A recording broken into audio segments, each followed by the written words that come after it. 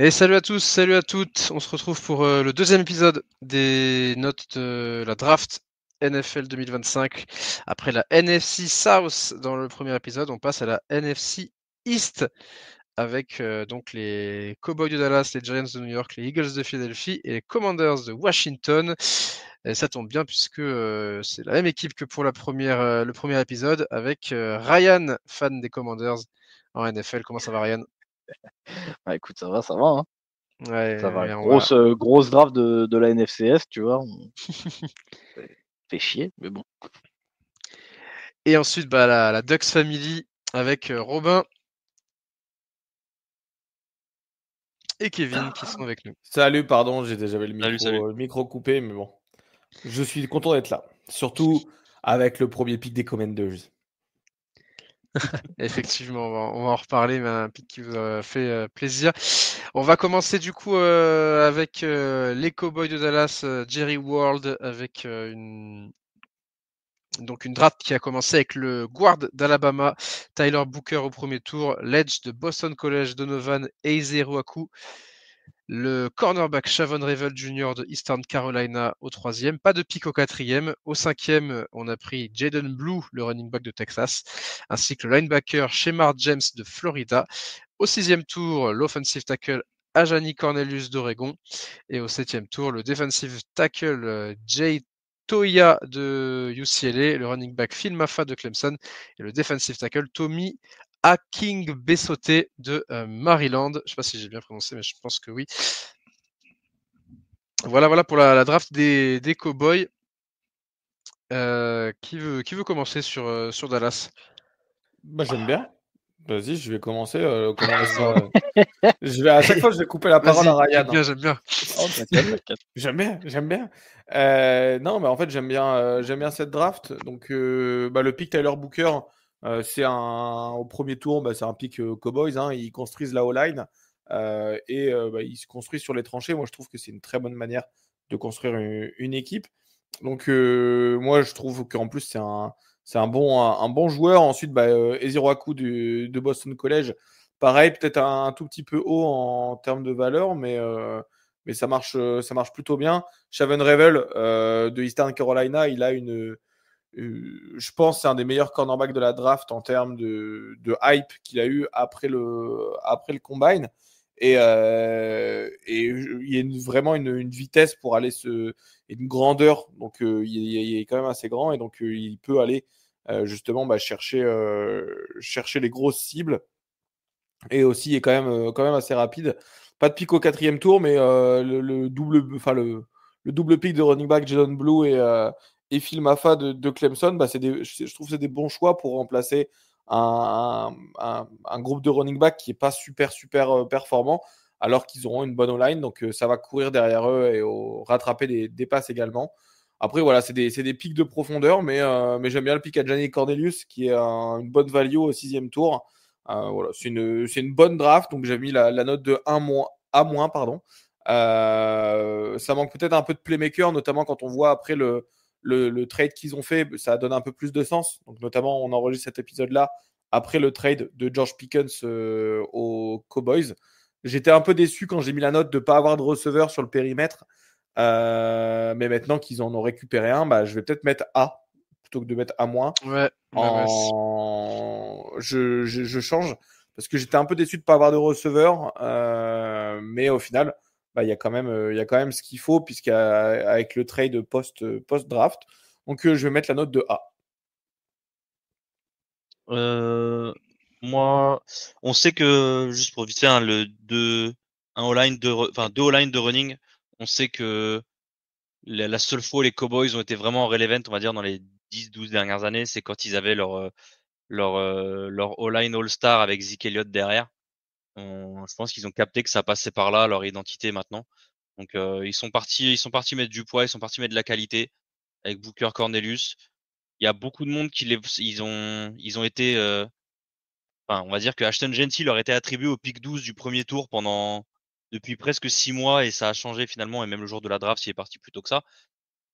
Si tu peux te permettre de pas avoir Genty au premier tour, mais de te prendre un petit duo de running back au troisième jour entre Jaden Blue, qui est un putain de style, au cinquième, et Phil Maffa, t'es pas dégueu sur la draft. C'est vraiment très très propre. Tu prends Chevon Revel qui drop avec son historique de blessure. C'est vraiment très très solide. Ils prennent un ailier de qualité avec Atis Ogbe. Non, pardon, merde, je me suis gouré de nom. C'est Hacking B sauté, c'était une petite blague de rugbyman. Non, c'est solide. Moi, j'ai mis A, c'est très propre. Très propre, beaucoup de pics. Il renforce all-line running, c'est très très bien. Ouais, je vais pas rajouter grand-chose par rapport à ce que vous avez dit. J'ai mis A-. C'est une bonne draft, honnêtement. C'est vrai que peut-être que je vais peut-être monter à A, mais enfin, je vais rester à A parce que c'est la draft au moment où j'ai noté. C'est vrai qu'avec le trade de George Pickens derrière, je comprends du coup qu'il n'ait pas été cherché de receveur dans cette draft-là. J'aime beaucoup le fait d'avoir Shavon Revel qui tombe jusqu'à eux aussi au 3e tour. Ils avaient un need en cornerback, ils le remplissent avec lui. Ils ont rempli leurs trois de leurs 5 needs dans les 3 premiers tours. 2 très beaux running backs, plus ceux qu'ils avaient déjà récupérés à la free agency. Non, on est dans une identité cowboy bien affirmée. Et donc c'est pour ça que je vous rejoins, mais en étant un petit peu en dessous, à moins. Pour moi, on part sur un A- aussi. Je regrette le fait de ne pas avoir trouvé de moyen d'aller chercher en fait un defensive tackle un peu plus playmaker que les deux qui prennent au 7e, qui pour le coup vont sûrement aider dans la rotation, mais n'ont pas cet apport, cet impact, je pense, en day one qu'avaient d'autres noms. Maintenant, il faut le dire, les autres années, je voyais beaucoup de gens s'enthousiasmer sur la draft des Cowboys. Je comprenais pas forcément pourquoi. Il me semble que j'étais un des rares à être vraiment plus mesuré sur la draft des Cowboys ces dernières années. Là, cette année, il n'y a pas de raison d'être mesuré. Ils font une draft qui est excellente. Vous avez déjà identifié tous les grosses values sur vos explications d'avant, mais voilà, moi j'apprécie. Tu récupères le meilleur guard de la draft pour directement compenser le départ de Martin. T'ajoutes un super edge sur le pass rush à l'opposé de Micah Parsons. Sur le papier avec Shavon Revel, je dis bien sur le papier, tu as enfin de quoi lutter contre les grosses cibles numéro 1 qui se présentent en face de toi. Et quand je dis les grosses cibles numéro 1, je parle vraiment des gros gabarits, des types AJ Brown, Mike Evans, ce genre de receveur-là que tu as en NFC. Sur le papier, tu as enfin un mec à leur mettre en phase 2, un corps à mettre en phase 2 aussi bien sur son gabarit que sur ses capacités athlétiques. Maintenant, il va falloir qu'il progresse sur sa technique. Kevin, tu l'as dit, on a une value qui est excellente au poste de running back avec Jayden Blue et Phil Maffa qui en plus sont complémentaires les deux. Donc c'est excellent. Adjani Cornelius qui t'apporte de la rotation, mais aussi un potentiel upside en tant que titulaire. Donc non, c'est excellent. Tu te permets même de renforcer ton escouade de linebacker parce qu'on le sait, on l'avait dit le soir du live que à part Damon Clark finalement c'était assez compliqué parce que Clark qui se blesse et tu as aussi de Marvion Overshawn dans un autre profil qui est excellent mais qui s'est blessé aussi. Donc on a vu que si les deux sont pas à 100%, les squads de linebacker des Cowboys drop drastiquement en termes de talent. Donc la draft est excellente. Je compte pas le trade de George Pickens parce que pour moi il arrive après, mais voilà, je reste sur un A- parce que sur une draft qui était vraiment excellente au poste de defensive tackle, pour moi il y avait peut-être un petit peu mieux à faire. Tu vois, le pic de Shemar James, je pense que Shemar James, tu aurais pu l'avoir un petit peu plus tard, justement au 7e. Mais à ce moment-là, tu aurais peut-être pu aller chercher un defensive tackle bien plus impactant que les deux que tu as récupérés au 7e. Ok. Et du coup, la dernière note, effectivement, parce que comme on l'a dit pour l'autre épisode, on est 4 là sur l'épisode en vocal, mais on a Geoff Celos qui a aussi donné sa note pour le groupe. Et donc du coup, il a été le plus critique entre guillemets de cette draft des Cowboys vu qu'il n'a mis que un B+. Lui aussi, Geoffrey impliqué dans cette division qu'est la NFC East, lui le fan des Eagles dont on viendra juste après. Donc même malgré ce B+ de Geoff, on est sur une moyenne très très respectable de A- pour les Dallas Cowboys. Et on enchaîne avec la Big. Mais juste, je reviens justement parce que tu parles du premier épisode. On avait parlé d'un A+ d'encouragement pour les Panthers, mais en fait le A- que je donne, c'est un peu aussi ça avec les Cowboys. Comme je te dis, les autres années, c'est surtout moi qui suis assez critique avec eux. Donc là, pour une fois que cette année, ils font un truc vraiment intelligent où ils prennent selon moi, des bons joueurs, pas forcément de mecs avec des character Des concerns, tu vois. ouais. Ouais, bah en fait, ça a tendance à faire glisser ça peut-être plus en A qu'en B+, tu vois. Il y a un monde où j'aurais pu être comme Geoff et leur mettre B+, mais en fait, ça reste encourageant. Moi, je suis pas content, hein, de les voir bien draftés, parce que je préférais qu'ils restent nuls ad vitam aeternam, mais si je dois me détacher, tu sais, si je détache le supporter du consultant, entre guillemets, bah non, là, t'es obligé de leur mettre, à mon sens, t'es obligé de leur mettre au moins un A-, tu vois. On est d'accord. Max, dis-nous tout. On va enchaîner avec la Big Apple, les Giants de New York, qui ont fait des mouvements lors du premier jour, puisqu'ils se retrouvent avec 2 picks au premier tour, avec Abdul Carter, l'edge de Penn State, qui a été pris en 3e position, et puis ils sont montés avec les Rams, si je dis pas de bêtises, ou alors c'était avec les Texans. Ils sont montés avec le pick des Texans pour pick Jackson Dart, le quarterback d'Ole Miss. Du coup, pas de pick au second tour. On enchaîne au 3e avec le defensive tackle Darius Alexander de Toledo. On a démarré le 4e tour avec Cam Skattebo, le running back d'Arizona State. Le guard de Purdue, Marcus Mbow. Pas de pick au 6e tour. Et on termine avec le tight end Thomas Fidon de Nebraska et le cornerback Corey Black d'Oklahoma State. Voilà pour la draft des Giants. Qui c'est qui veut commencer sur cette draft? Bah, si tu veux, je vais y aller parce que je vais faire très court. Il y a beaucoup de gens qui ont adoré cette draft. Moi, je suis beaucoup plus mesuré, justement. C'est un peu l'inverse de ce qu'on a avec les Cowboys juste avant. Malgré le fait que j'aime les joueurs qu'ils ont pris, je leur ai mis un B. Abdul Carter, excellentissime. Ensuite, il y a le trade-up pour Jackson Dart que j'ai absolument pas compris dans une room où tu as déjà Russell Wilson et Jameis Winston. Oui, je sais, tu prépares pas l'avenir avec ces deux noms, mais justement, sur le court et moyen terme, pour moi, tu es assez set. Je vois pas l'intérêt de trade-up pour un quarterback dans cette QV qui, à mon sens, est extrêmement faible. Je vois pas la plus-value de Jackson Dart par rapport à d'autres noms, et on en parlera dans l'épisode AFC d'un Will Howard, par exemple, qui a chuté bien plus bas. Donc, je vois pas l'intérêt de dropper des assets pour aller récupérer Jackson Dart. Darius Alexander, pareil, c'est un joueur que j'adore. Est-ce qu'il sera utile aux Giants? Je pense que oui. Maintenant, tu vas le chercher avec ton 3e tour. On parle d'un joueur qui a déjà 25 ans, qui a beaucoup staté dans une conférence qui est assez faible.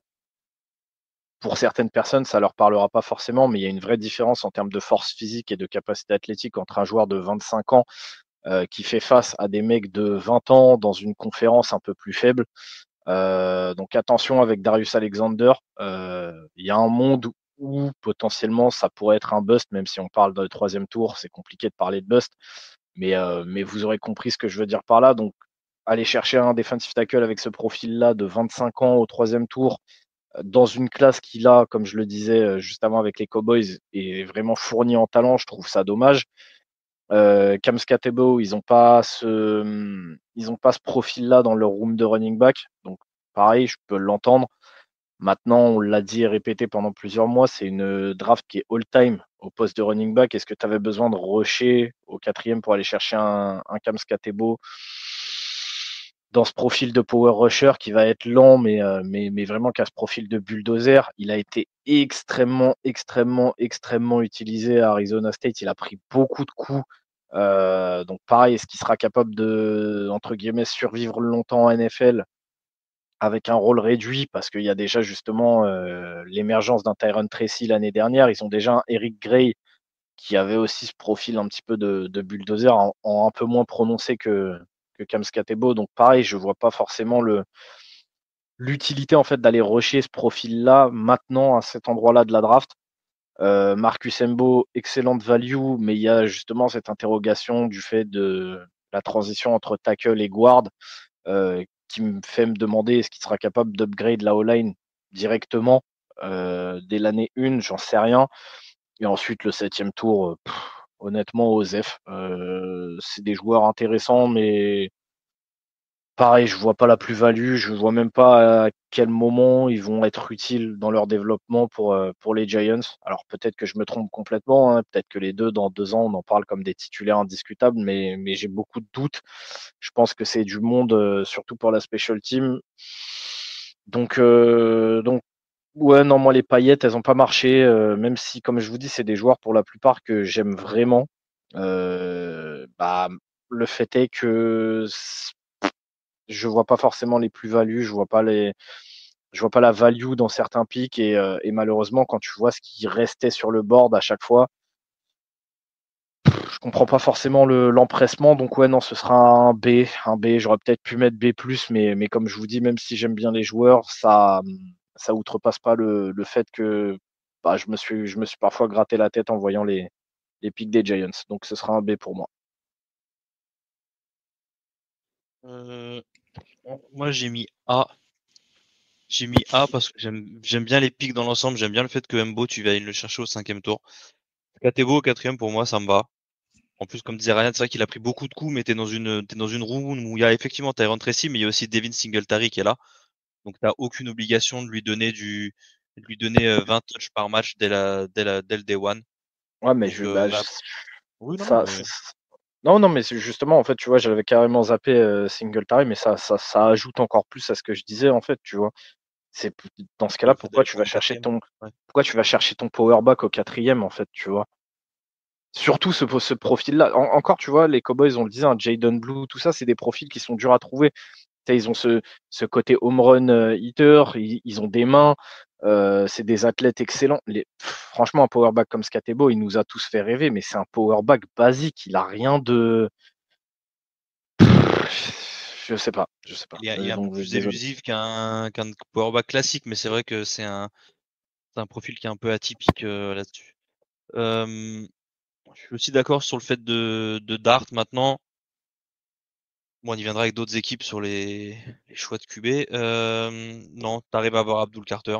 Moi, encore une fois, ça définit ta draft aussi. J'étais relativement content de cette draft pour les Giants. Je trouvais assez solide. Même si c'est un peu à l'image de toute la division, hein. C'est un peu ce qu'on va avoir pour tout le monde dans cette division.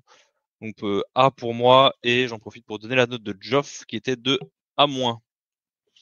Ouais, que je rejoins. Je rejoins Geoffrey. J'ai mis A-. J'aime bien la draft. C'est vrai que le pic de Jackson Dart pose question. Bon, ils sont montés. Est-ce qu'il fallait monter pour lui? On ne sait pas. Hein. Ça se trouve, il y avait une autre équipe qui voulait le prendre début de second tour. Enfin, ou qui était prêt à monter aussi. Bon, juste le fait de prendre Abdul Carter en 3, c'est une bénédiction. Ils vont avoir une D-line absolument monstrueuse. En plus, ils rajoutent Darius Alexander au 3e tour.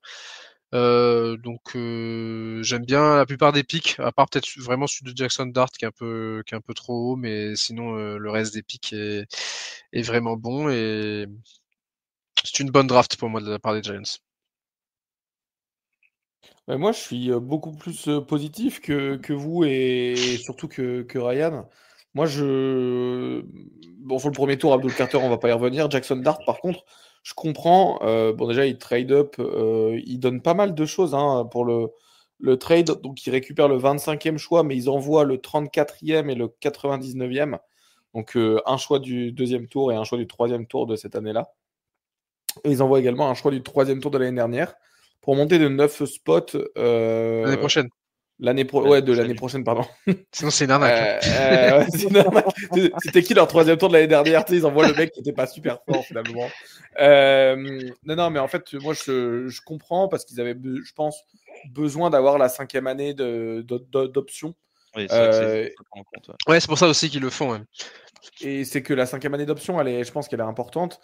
Également, peut-être que tu aurais pu aller chercher plutôt le pick 31 et trader avec les Chiefs ou quelque chose comme ça.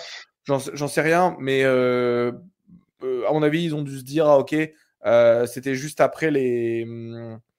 attends, faudrait que je regarde sur le tracker, mais en fait, globalement, ils ont certainement eu peur que ça soit... Il y a des gens qui prennent devant eux.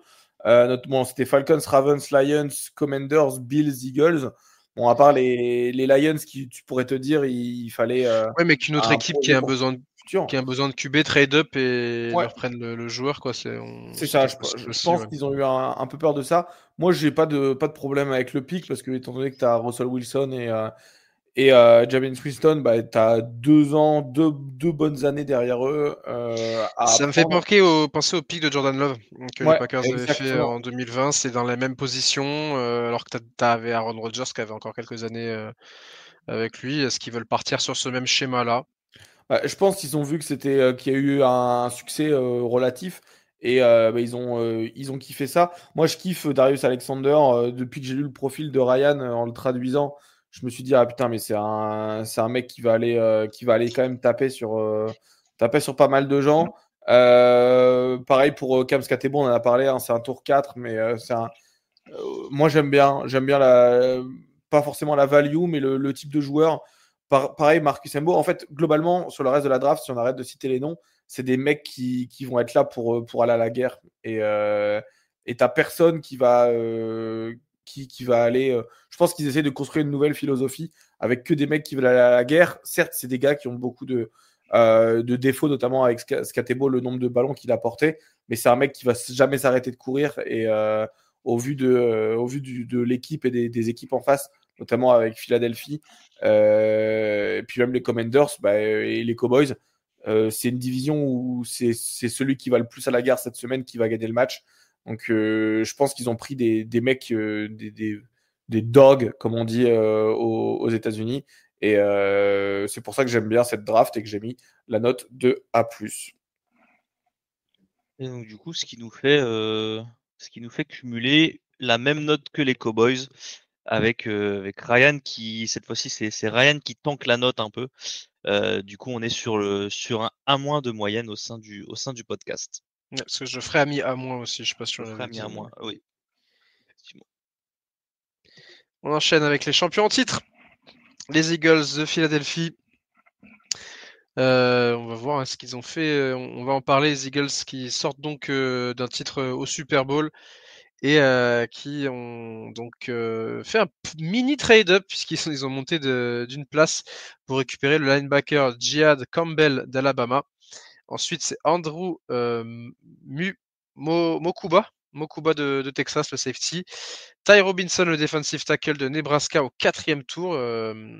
Au 5e tour, le cornerback de UCF, Mac Williams, linebacker Smile Mondon Jr. de Georgia et le center Drew Kendall de Boston College. Et puis là, ça a été une ribambelle de pique au 6e tour avec le quarterback Kyle McCord de Syracuse, le tackle Miles Hinton de Michigan, encore un tackle avec Cameron Williams de Texas et l'edge Antoine Powell Ryland de Virginia Tech. Et pas de pique au 7e. Je crois qu'ils ont globalement un petit peu trade up quelques pics du 7e pour monter, ce qui explique le nombre de pics au 6e. Alors, qui est-ce qui se lance? J'y vais.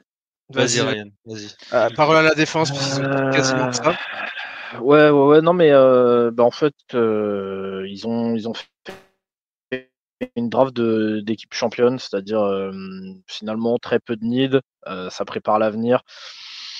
Il y a des pics qui sont excellents, comme celui de Jihad Campbell, celui de Ty Robinson. Tu as au 6e tour un Cameron Williams, au 5e tour Smile Mondon, parce que Will Roseman, s'il prend pas un défenseur de Georgia par an, il se gratte les veines. Donc moi j'aime beaucoup. Maintenant, ces drafts-là, elles sont pas faciles, mine de rien. Ils ont piqué souvent tard.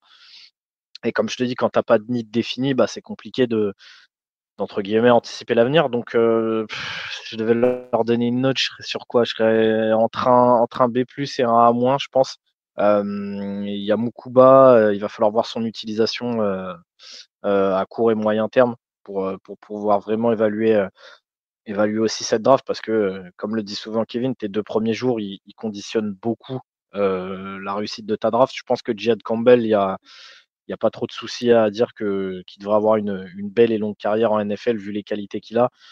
Mon pick préféré chez eux, je pense que vous le savez, c'est Ty Robinson au 4e tour. Pour moi, la value, elle est excellente. Je pense que c'est un mec qui rapidement va commencer à avoir des reps sur cette rotation de la D-line.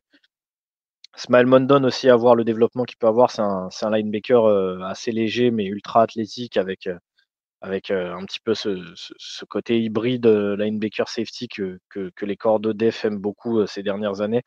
Donc avoir vraiment le développement et comme je le disais, donc Cameron Williams au 6e qui pareil pourrait se développer plutôt correctement.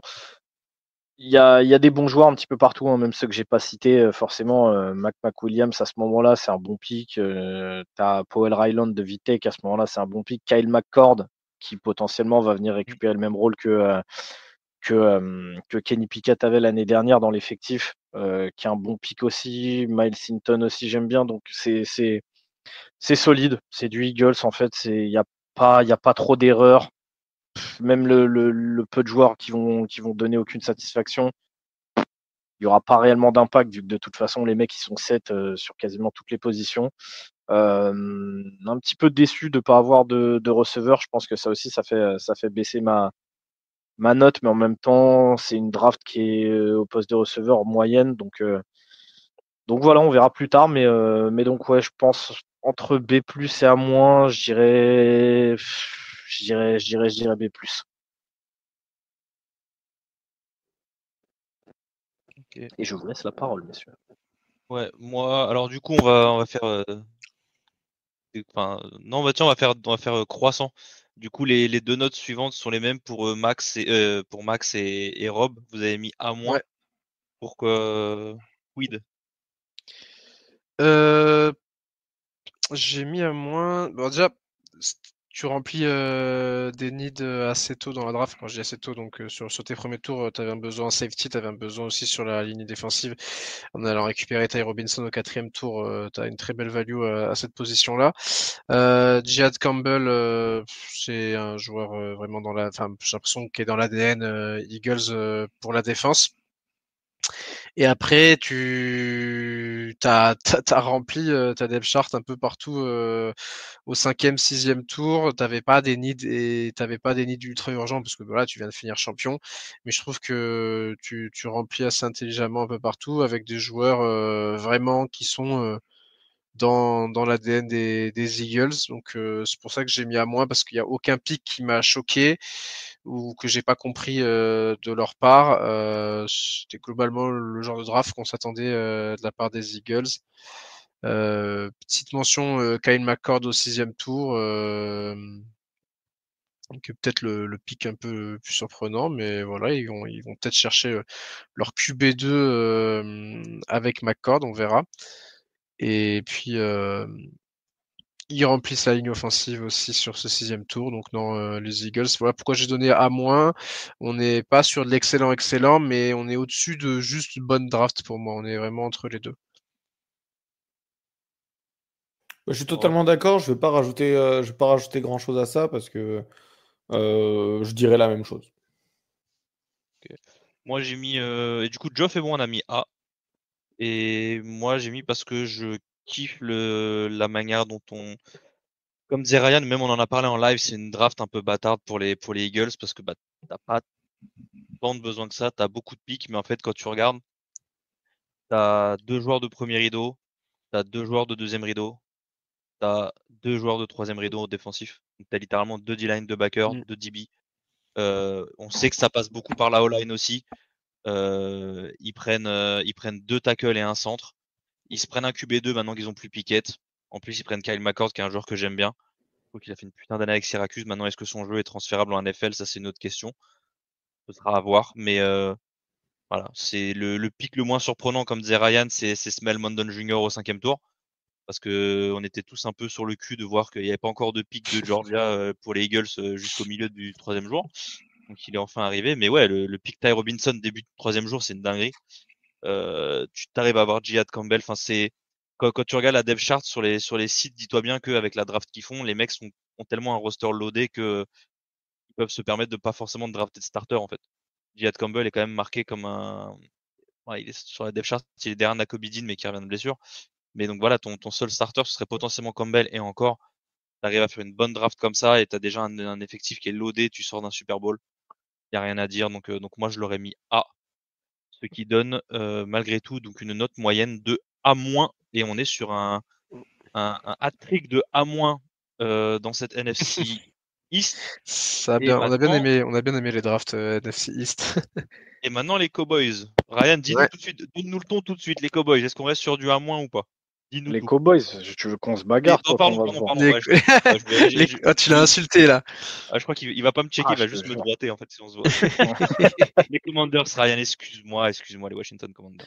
Bah, écoute, Washington, je suis un peu en mode Saints. C'est-à-dire qu'on a commencé très très fort, puis on est descendu très très bas, et puis en fin de draft, on est remonté très très fort. Donc, franchement, moyen, hein. Je vais pas te mentir, moyen. Je sais plus, j'avais donné quelle note pour les Saints. Saints, t'as mis C'est plus. C+, ouais. Je vais peut-être pas mettre C+, je vais peut-être mettre B- parce que on a quand même réussi, selon moi, deux gros coups avec le tour 1 et 2. Ouais, je vais mettre B-.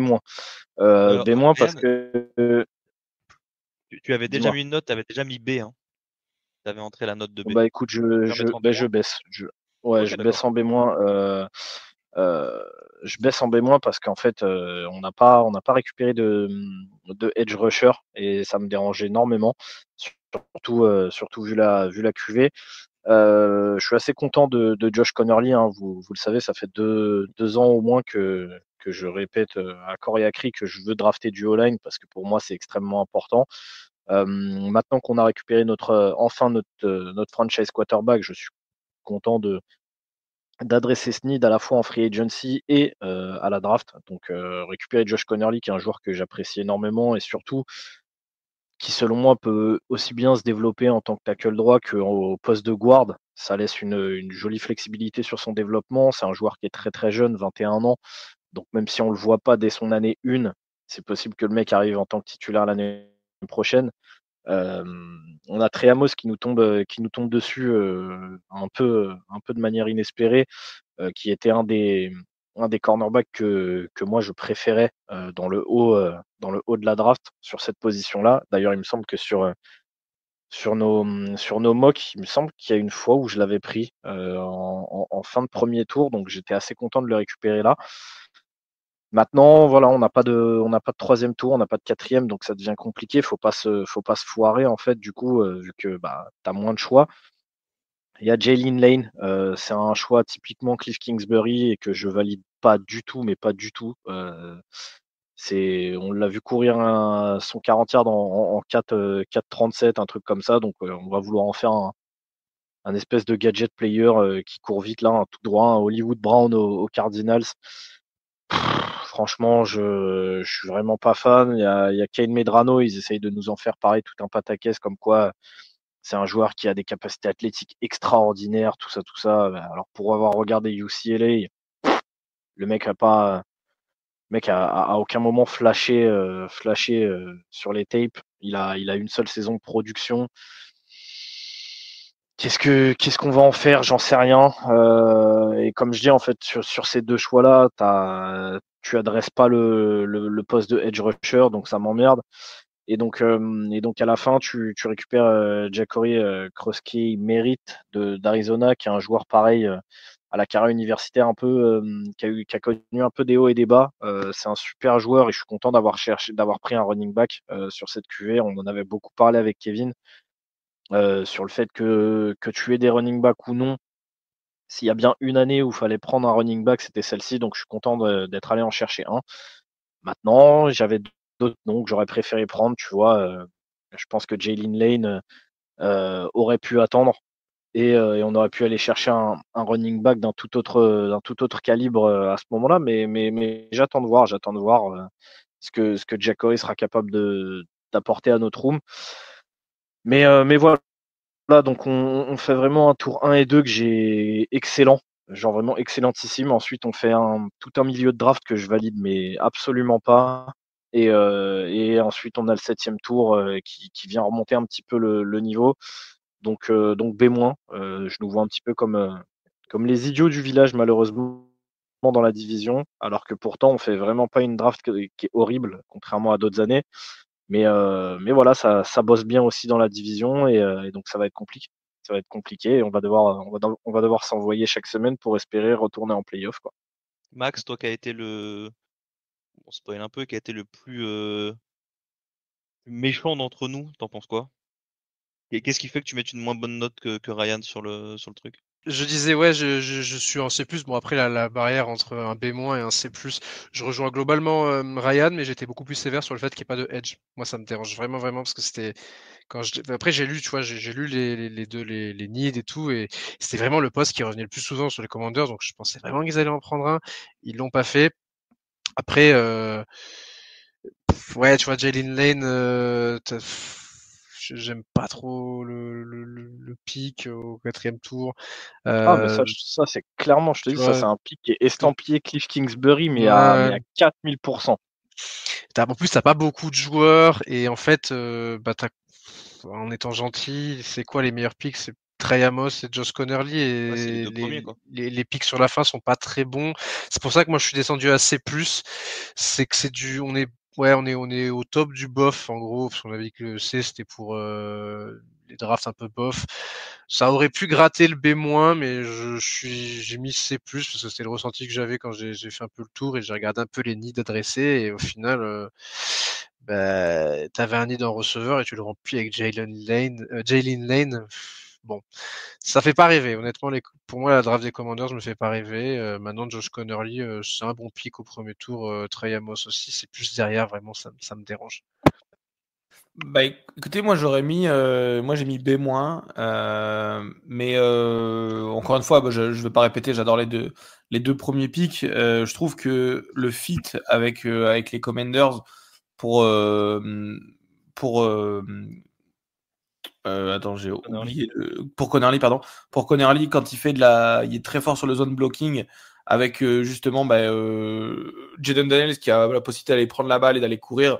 Je pense qu'en lead blocker tout seul sur une reverse ou quelque chose comme ça, il va être fou, ça va être grandiose. Il y a vraiment de quoi faire. En plus, il y a un playmaker qui a été rajouté avec en pré-draft avec Deebo Samuel. Encore une fois, je vais vous rejoindre. Jalen Lynn au 4e tour, c'est dommage. Surtout qu'il y a presque rien en 3, 4, 5. Un petit Bradyn Twinson, notamment de LSU, ça aurait été pas mal. Pas déconnant au 4e tour d'aller reach un peu sur Bradyn Swinson et d'aller le Ah ouais, chercher. moi je te dis, un Swinson ou un Teddy Buchanan au 4 là, ça m'aurait, pour moi, En ça fait, aurait changé la draft. Teddy Buchanan part le pic d'après. Ouais. Ah ouais. Il part le pic d'après il part le pic d'après chez les Ouais. Ravens, comme ils font une bonne draft, Ah comme ouais. d'hab. Et en début de 5e tour, on a justement, on a Bradyn Swinson qui s'en va 10 pics plus tard, en gros. Il s'en va au 8e pic du 5e tour. Donc, ouais, c'est un peu dommage à la place de Jalen Lane, sachant que tu as Terry McLaurin, que tu as drafté que tu as tradé pour Deebo Samuel et que tu as des jeunes receveurs. Bah, ça peut, c'était pas le besoin. Ah, Tu et aurais puis tu pris vois, un edge et ça aurait été là parfait. c'est con, hein, mais tu vois, regarde, on parle de Jalen Lane, regarde, on disait les Panthers qui ont réussi à récupérer Jimmy Horn au 6e, le Tampa Bay qui a réussi à récupérer Tess Johnson au 7e, donc au bout d'un moment, tu vois, moi c'est aussi ça, c'est que frère, pourquoi tu vas chercher un Jalen Lane à ce moment-là, quoi? Quand tu sais que tu n'as rien eu déjà depuis quasiment 100 pics avant et qu'ensuite tu n'auras plus rien pendant quasiment 60 pics après, tu vois. Enfin bref, Ah, mais c'est encore une je fois. suis totalement d'accord avec toi, c'est dommage. C'est pour ça que j'ai mis B-, mais en fait, j'aime tellement bien les deux premiers tours que je peux pas mettre en dessous de B-. Euh, J'aurais peut-être, s'il y avait eu un edge, je serais allé sur le B+. Ouais, moi je suis exactement pareil. T'es sur 5 pics, 2 bangers, 2 non et un mid pour finir. Parce que je pense que tu vois, pareil, t'as un Devin Neal qui part au 6e chez les Saints. Si tu prends Neal, je pense que t'as une plus-value qui est quand même assez importante là-dessus. Donc c'est comme, je sais plus, c'était peut-être la phrase de Maxence, C'est c'est quoi ta bof formulation? plus. Ouais, c'est bof plus quoi. Et moi ce que j'aime bien, c'est surtout que t'as que 5 pics, donc on va dire que t'es sur un 50% au final, ce qui n'est pas forcément le cas c'est pas le nombre de pics qui définit ce que tu fais. T'as des équipes qui ont 15 pics et qui font de la merde avec, je suis parti sur un B- aussi. Ce qui nous fait, bah finalement, c'est équilibré parce qu'on est 3 avec B-, Max qui est juste en dessous à C+, et John Ouais, qui je est suis pas juste loin, quoi. au-dessus à B. Donc finalement, ça fait une moyenne de B- assez facile. Et ce qui fait assez que, bah, logique. Ouais. comme on l'a dit, les Commanders sont les vilains petits canards de cette NFC East selon nous, puisque les 3 autres, comme on l'a dit tout à l'heure, sont les Dallas Cowboys, New York Giants et Philadelphia Eagles sont à A-, et les Commanders donc à B-.